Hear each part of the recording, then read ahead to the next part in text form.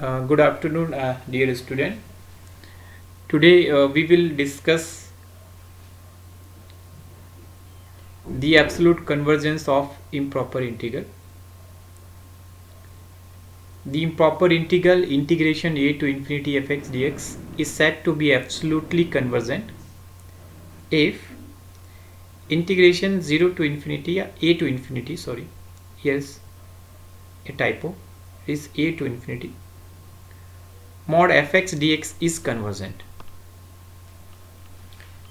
One very important note: if integration a to infinity fx dx mod fx dx is exists, that means is convergent, then the integral a to infinity fx dx is also convergent. Now with the help of example, so that integration 1 to infinity sin x upon x to the power dx exists or is convergent absolutely if p is strictly greater than 1. So here we have fx is equal to sin x upon x to the power p.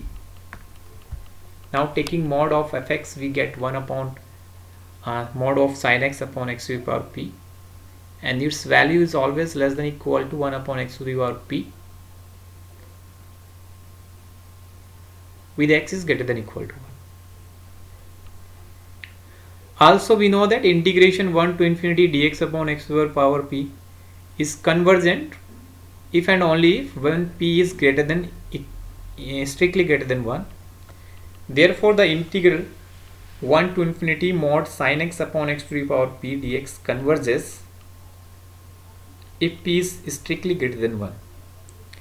Hence the integration 1 to infinity sin x upon x to the power p dx converges absolutely if p is greater than 1. For p is equal to 1, it is not absolutely convergent. So if function is absolutely convergent, if integral is absolutely convergent, then integral is also convergent, but converse is not true. Here are some two important tests with the help of which we can check the convergency, absolute convergence of function.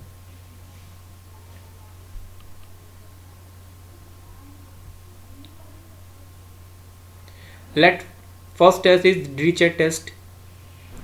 Let phi be bounded and monotonic in interval a to infinity, and let phi x tends to 0 when x tends to infinity. Also let integral a to t fx dx be bounded for all t greater than equal to a. Then integral a to infinity fx phi x dx converges. Second test is, if integral a to infinity fx dx is convergent at point infinity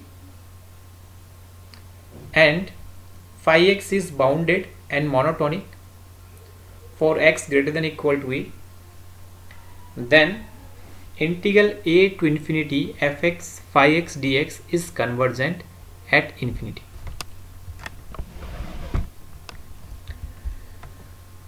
Here with the help of Dirichlet test, we will show that the integral a to infinity sin x square dx is convergent. Here we have integral 0 to infinity sin x square dx is equal to, we can break the limit of 0 to infinity as 0 to 1, 1 to infinity.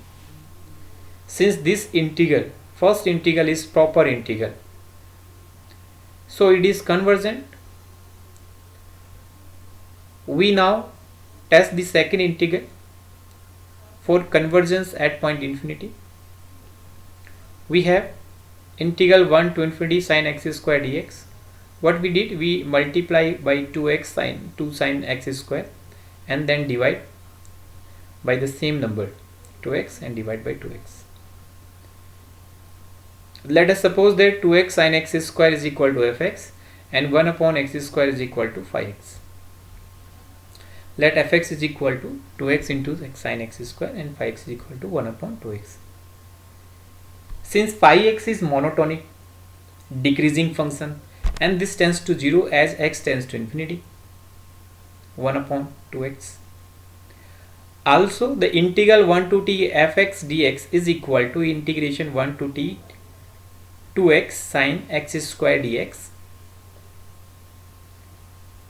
You can take x square is equal to a new number, suppose y, so 2x dx is equal to dy, and we get minus cos x square and limit 1 to t. Taking upper limit we get minus cos t square and lower limit cos 1, and we know that the a mod of a minus b is always less than equal to mod a plus mod b, and the cos value throughout the domain is always less than equal to 1. So this integral values will be less than equal to 2. That is, this integral is bounded.